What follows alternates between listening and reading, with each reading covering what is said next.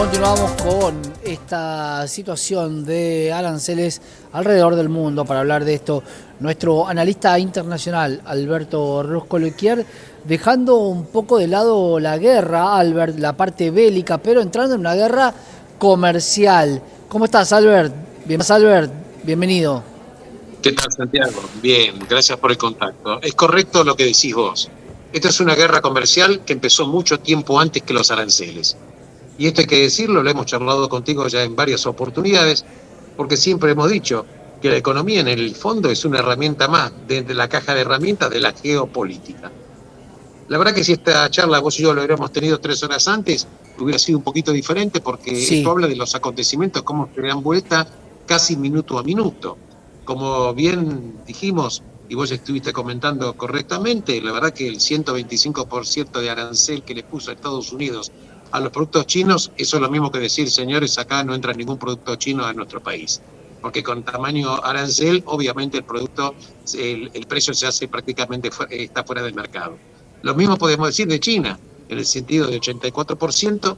Entonces estamos viendo una pelea de dos gigantes. Pero vamos a llevarlos a yo diría, viste, como una pelea de boxeo. Vamos a ponerlos en la balanza cada uno de ellos. Y vamos. voy a charlar con vos en un par de minutos nada más cuáles son las fortalezas y las debilidades de cada uno de estos dos contendientes. Estados Unidos, con una economía de 27 trillones, y China, con una economía gigante también, de 19 trillones, representa 46 trillones del PBI mundial. Para decirlo de alguna manera, representa, podemos decir, el 45% del PBI del mundo. O sea, dos países sobre una cantidad, por lo menos en las Naciones Unidas hay 193 países, pero solo dos de ellos representa el 45% del PBI del mundo. Entonces, esto estamos hablando de cifras que son enormes, a pesar que todos países representan solo el 21% de la población del mundo. Estados Unidos exporta al mundo productos y servicios. En la parte de productos, Estados Unidos tiene un déficit de 1.200.000.000.000 de dólares. Pero en la parte de servicios, Estados Unidos tiene un superávit de 280.000.000.000 de dólares aproximadamente. Quiere decir que Estados Unidos está con un déficit comercial con todo el resto del mundo en algo así como 920.000.000.000 de dólares.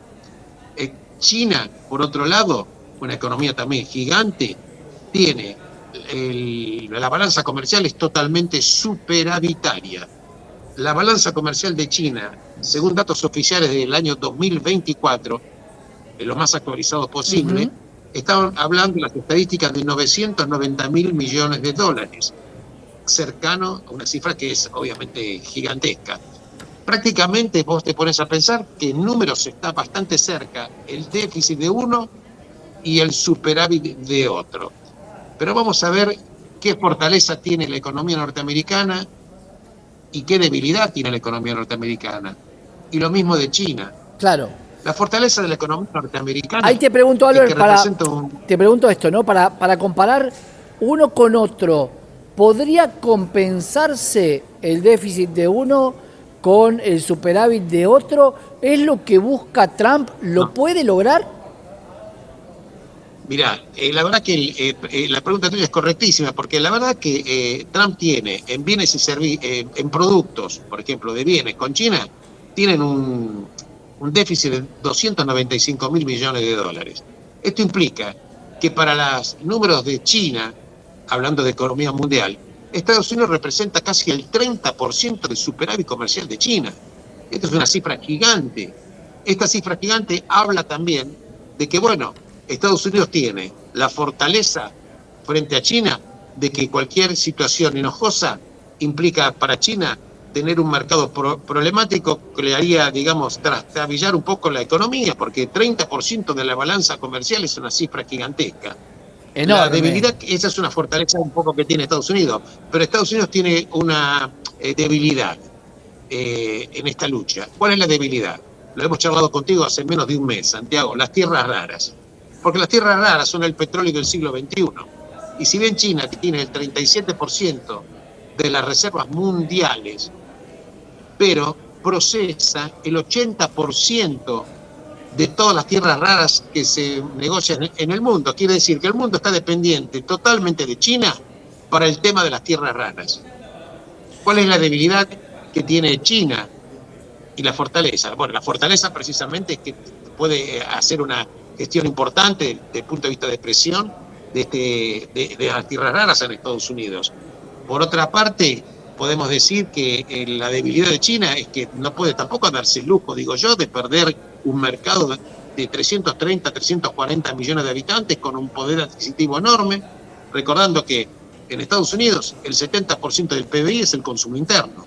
Y esto no es un pequeño detalle. Y también, insisto, que la tranquilidad de alguna manera del yuan depende del ingreso de capitales de la balanza comercial. En consecuencia, también es cierto que en este caso China de alguna manera depende también de Estados Unidos. Son dos gigantes que de alguna manera se necesitan. En cuanto a comercio internacional, por supuesto que es gigante. Estos números nos llevan a otra cuestión que te lo digo de forma muy cortita, que lo hemos charlado de alguna manera contigo, pero se viene dando como un collar que se está armando de una manera perfecta. ¿Por qué Trump estaba hablando de Groenlandia? Por dos temas. Groenlandia, que quería comprarla, ¿te acordás a Dinamarca? Tierras que no raras. fue el primer intento que lo hizo. Tierras raras, entre otras cosas las tierras raras. Y precisamente, Santiago, esta es una debilidad que tiene Estados Unidos. Estados Unidos tiene una reserva que es 1 millón muy poca respecto de las reservas mundiales de tierras raras. En consecuencia, cuando vos te pones a fijar de este tema, te pones a pensar que si Trump básicamente bajó toda la problemática de aranceles a casi todos los países del mundo, diciendo, bueno, señores, 90 días, 10%. Pero ¿a quién le subió la apuesta? Y aquí vemos que la verdad que el competidor para Estados Unidos es China, porque lo dejó en el centro del ring diciendo, señores, ustedes tienen que negociar de una manera indirecta, porque dijo Trump, ¿qué cosa? 75 países del mundo vinieron a negociar con nosotros. Entonces, evidentemente, esto habla de la fortaleza norteamericana. Por eso suspendo 90 días los aranceles. Pero a China no tuvo, y así dijo, cito textualmente lo que dijo Trump, está insultando a los mercados. Eso exactamente dijo, léase. Cuando dice insulta a los mercados, dice, me insultó a mí porque no vino a la Casa Blanca a ver de qué manera vamos a negociar. Esta es la lucha que nosotros estamos viendo, una lucha que también es cierto que tiene muchas aristas, y ojalá que en algún momento se llegue a un entendimiento, porque vos te podés pensar que un mundo en el cual China prescinda del mercado norteamericano, Estados Unidos Claro. sin productos importantes, y otra debilidad, pero China tiene una debilidad también grande, es que el mayor productor de los semiconductores, que también hablamos contigo, Santiago, los Sí, chips claro. famosos de ultimísima generación, fundamentales para industria, armamento, coches, todo, lo produce una empresa precisamente que está en la isla de Taiwán, que China quiere anexionar, que nunca dijo que Taiwán tenía que ser independiente. En consecuencia, vos ponete a pensar, si esta guerra comercial no llega a ponerse de alguna manera, encaja de alguna manera con alguna negociación, pregunto, ¿qué otros frentes se van a abrir? Claro, Un frente más bélico que a China, por ejemplo... Más que semiconductores son fusibles lo que se van a manejar ahí, porque va a ser un fusible para entrar en cierta rivalidad, porque China, si entra en una guerra tan fuerte, va a tratar de, a través de su propio mar, tratar de impedir que haya un comercio tan bilateral de semiconductores. Es correctísimo, porque precisamente ese es el gran temor, y todo el mar de la China. Por eso hay países muy temerosos de esa política agresiva que está teniendo China en esa zona. Hablo de Corea del Sur, hablo de Filipinas, hablo por supuesto de Taiwán, hablo de Japón. En consecuencia, ponete a pensar, nunca podemos encontrar que la política esté deslindada de la economía, ni la economía de la geopolítica. Estamos viendo un enfrentamiento de dos gigantes cuyos resultados veremos qué va a suceder.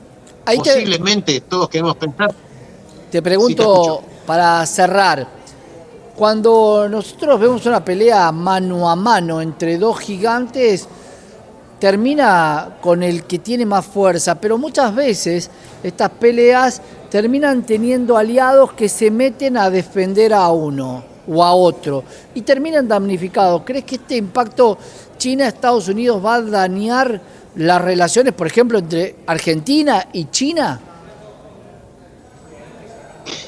A vos te gusta hacer la pregunta del millón, Santiago, porque vos sabés que, sí, ya sé, es tu oficio, correcto. ¿Sabés?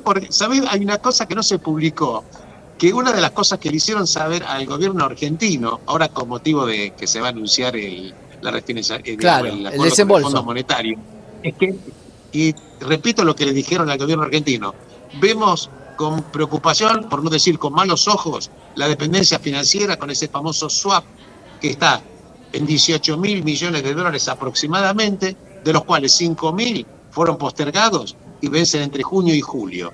Obviamente, como bien decís vos, cada ejército va a tratar de tener la mayor cantidad de aliados posibles.